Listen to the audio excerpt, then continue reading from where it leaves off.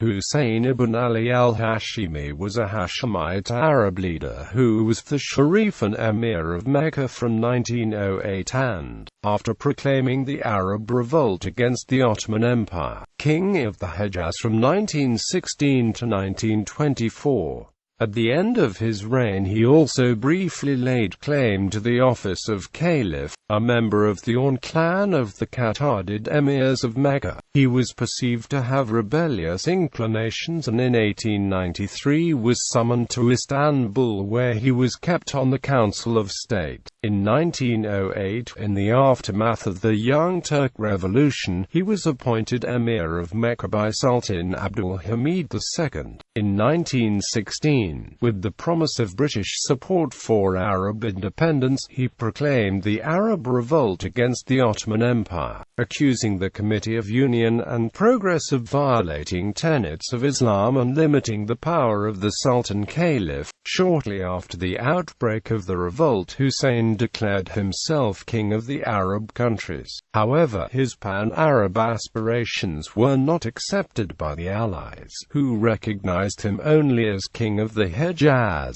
After World War I, Hussein refused to ratify the Treaty of Versailles, in protest at the Balfour Declaration and the establishment of British and French mandates in Syria, Iraq, and Palestine. He later refused to sign the Anglo-Hashemite Treaty and thus deprived himself of British support when his kingdom was invaded by Ibn Saud. In March 1924, when the Ottoman Caliphate was abolished, Hussein proclaimed himself Caliph of all Muslims. In October 1924, facing defeat by Ibn Saud, he abdicated and was succeeded as king by his eldest son Ali. His sons Faisal and Abdullah were made rulers of Iraq and Transjordan in 1921. Early life. Hussein ibn Ali ibn Muhammad ibn Abdul Mu'in ibn Orn was born in Istanbul in 1853 or 1854 as the eldest son of Sharif Ali ibn Muhammad, who was the second son of the former Emir of Mecca Muhammad ibn Abdul Mu'in. As a Sharif, he was a descendant of Muhammad through his grandson Hassan ibn Ali and a member of the ancient Hashemite house. His mother Isahan, the wife of Ali, was a Circassian.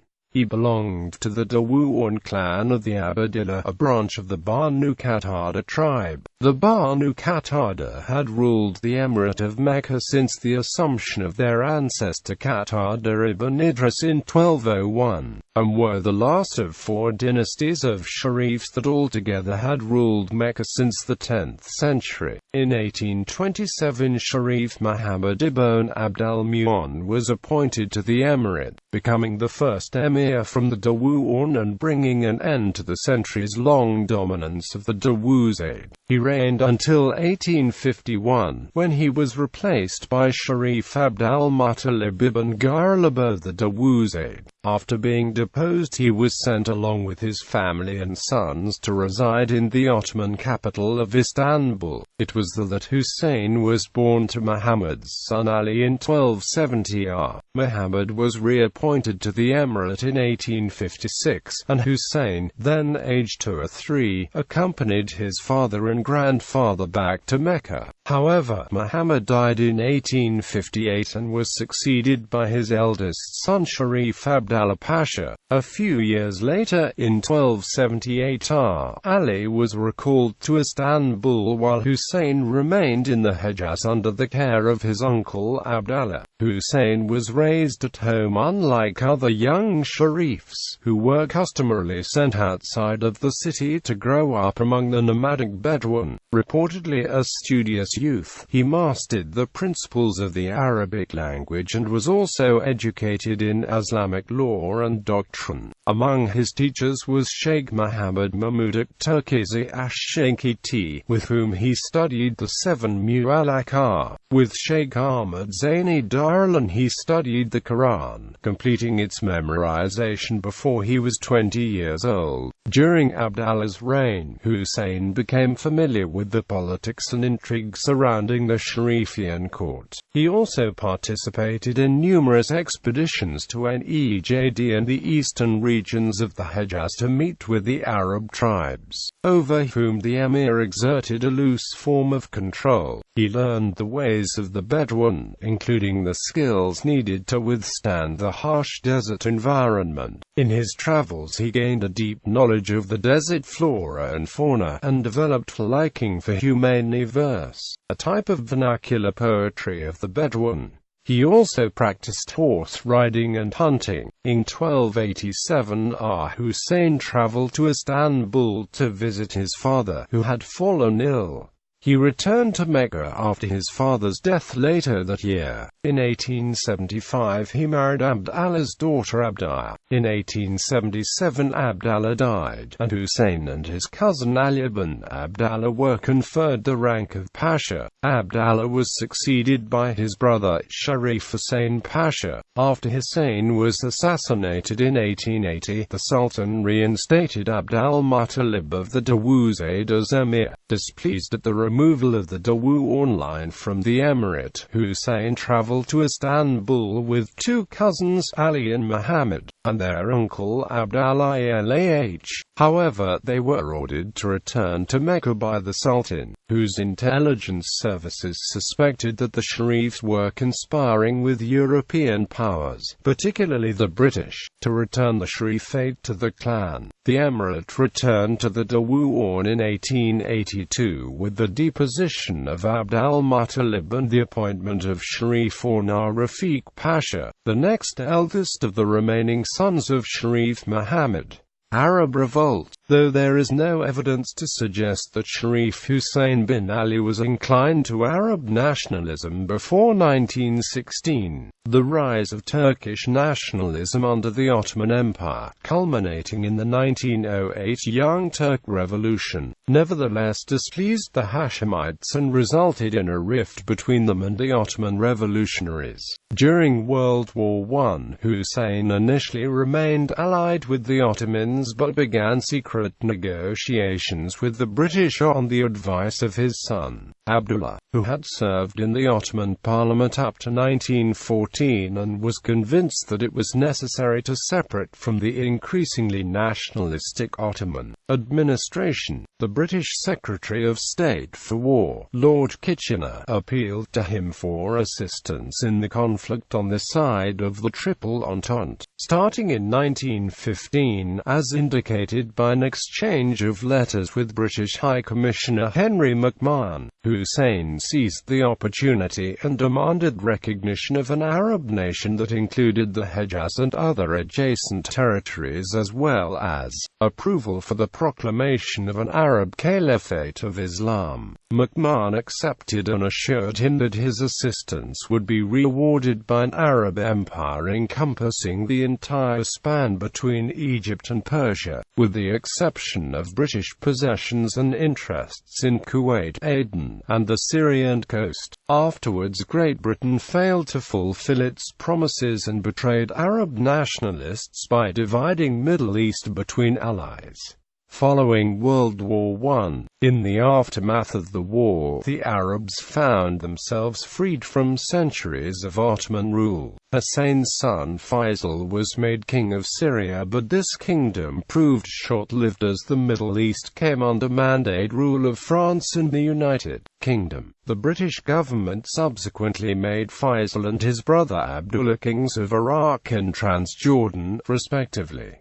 King of Hejaz. When Hussein declared himself king of the Hejaz, he also declared himself king of the Arab lands. This only aggravated his conflict with Abdulaziz ibn Saud, which was already present because of their differences in religious beliefs and with whom he had fought before the First World War, siding with fellow anti-Saudis Ottomans in 1910. 2 days after the Turkish Caliphate was abolished by the Turkish National Assembly on 3 March 1924, Hussein declared himself Caliph at his son Abdullah's winter camp in Shunat, Transjordan. The claim to the title had a mixed reception, and Hussein was soon ousted and driven out of Arabia by the Saudis. A rival claimed that he had no interest in the caliphate. Abdulaziz ibn Saud defeated Hussein in 1924, but he continued to use the title of caliph when living in Transjordan. Exile and abdication. Although the British had supported Hussein from the start of the Arab Revolt and the Hussein-McMahon correspondence, they elected not to help him to repel the Saudi attack, which eventually took Mecca, Medina, and Jeddah. Hussein was then forced to flee to Cyprus before going to live in Amman, Transjordan, where his son Abdullah was king. After his abdication, another of his sons, Ali, briefly assumed the throne of the Hejaz, but then he too had to flee from the encroachment of the Saudi forces. Another of Hussein's sons, Faisal, was briefly king of Syria and later king of Iraq. Hussein died in Amman in 1931 and was buried in Jerusalem. Marriage and children. Hussein, who had 4 wives, fathered 5 sons and 3 daughters with 3 of his wives. With his first wife Ubaydiyah bint Abdullah he had Prince Ali, last king of Hejaz, married to Nafisa bint Abdullah. Hassan bin Hussein died young. Prince Abdullah, Emir of Transjordan, married to Musba bint Nasser, Suzdal Hanum, and Nada bint Uman. Princess Fatima married a European Muslim businessman from France. Prince Faisal, later king of Iraq and Syria, married to Hazima bint Nasser. With his second wife Madiyah he had Princess Salha, married Abdullah bin Muhammad. With his third wife, Adila Khanman, he had Princess Sarah, married Muhammad Atta Amin in July 1933, divorced September 1933. Prince Said, who succeeded in pretense King Faisal II of Iraq upon his assassination in 1958, but never actually ruled as Iraq became a republic, married to Farrell Nisaka Bagak. Honors. National honors. Founding Headmaster of the Supreme Order of the Renaissance, founding Grand Master of the Order of Independence. Foreign honors. United Kingdom, Honorary Knighthood, Cross of the Order of the Bath. Film. In the 1962 film Lawrence of Arabia, Alec Guinness portrayed Prince Faisal, Sharif Hussein's son. In the 1992 film A Dangerous Man, Lawrence After Arabia, Alexander Siddig portrayed Prince Faisal taking part in the negotiations of the Paris Peace Conference, as a representative of the House of Hashemites, to claim independence of the Arab nation.